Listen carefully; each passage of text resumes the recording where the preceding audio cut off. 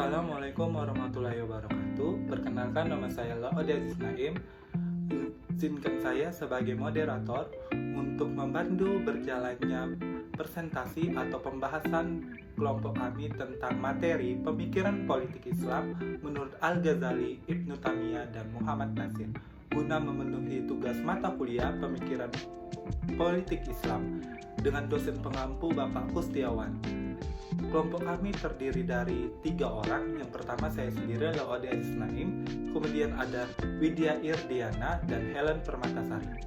Baiklah teman-teman, untuk tidak memperpanjang waktu, langsung saja kita masuk ke poin materi pertama, yaitu pemikiran politik Islam menurut Al-Ghazali.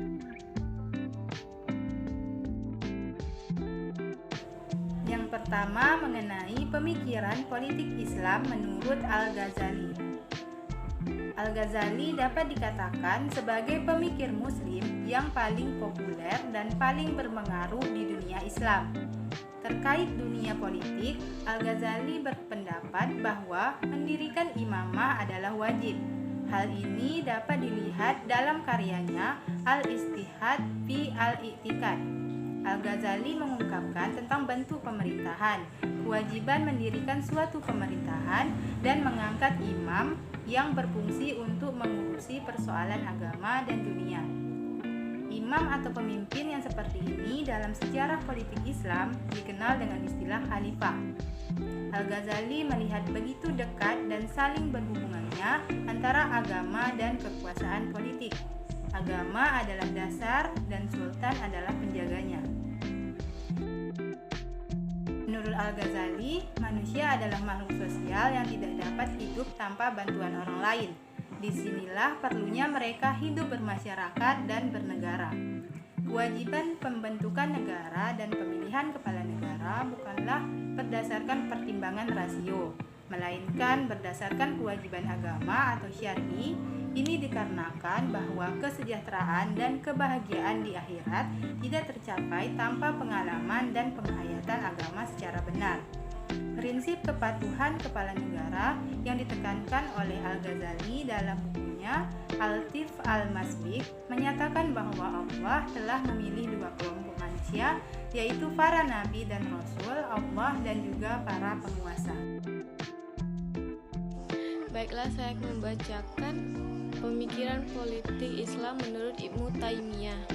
Ibnu Taimiyah merupakan salah satu ulama Islam yang memiliki pandangan tentang politik yang modern. Tetapi dari cara pandang politik yang beliau kemukakan selalu berpegangan pada hukum syariah.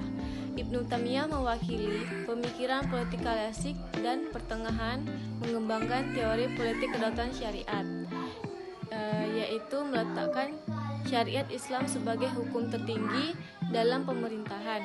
Di sini berarti pemimpin negara tidak mempunyai kuasa mutlak. Ibnu Taimiyah menyatakan bahwa negara adalah suatu organisasi kerjasama masyarakat yang dapat mendekatkan diri kepada Allah. Kedudukan seorang pemimpin dalam sebuah pemerintahan mempunyai tanggung jawab yang paling besar dalam masyarakat.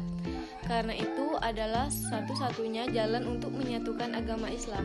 Menurut Ibnu Taimiyah, Islam dalam negara terdapat 2 macam kekuasaan, yaitu kekuasaan para ulama yang disebut dengan Syekhul Ad-Din dan kekuasaan para raja atau kepala negara. Peranan ulama sebagai penafsiran dan penasihat, sedangkan penguasa sebagai pelaksanaan hukum. Baiklah, selanjutnya saya akan membahas tentang perbedaan dan persamaan pemikiran Al-Ghazali dan Ibnu Taimiyah mengenai konsep dan harta. Di sini terdapat 3 poin. Yang pertama yaitu adalah keduanya memiliki pandangan harta merupakan amanah dari Allah sehingga tidak ada kepemilikan mutlak oleh manusia. Karena itu setiap transaksi selalu berdasarkan syariat dengan tujuan utama kesejahteraan atau maslahat.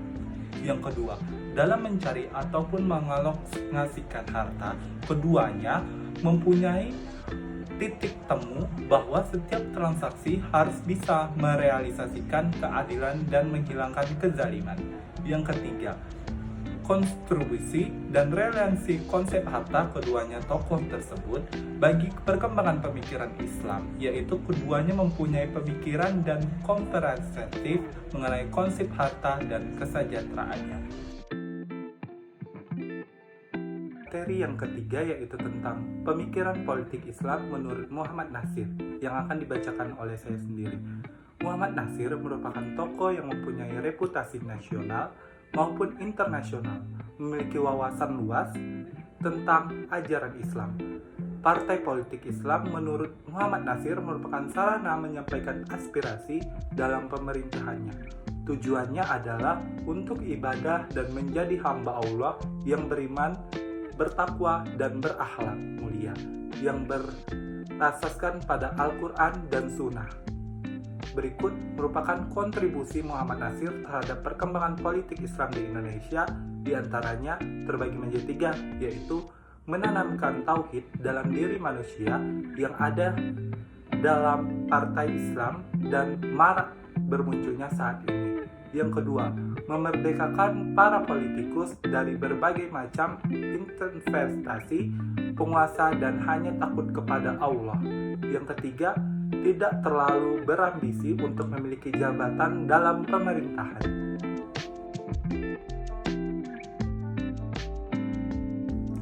Baiklah, itulah tadi penjelasan kelompok kami tentang materi pemikiran politik Islam menurut Al-Ghazali, Ibnu Taimiyah, dan Muhammad Natsir. Apabila kelompok kami terdapat kekurangan, mohon dimaafkan. Terima kasih. Wassalamualaikum warahmatullahi wabarakatuh.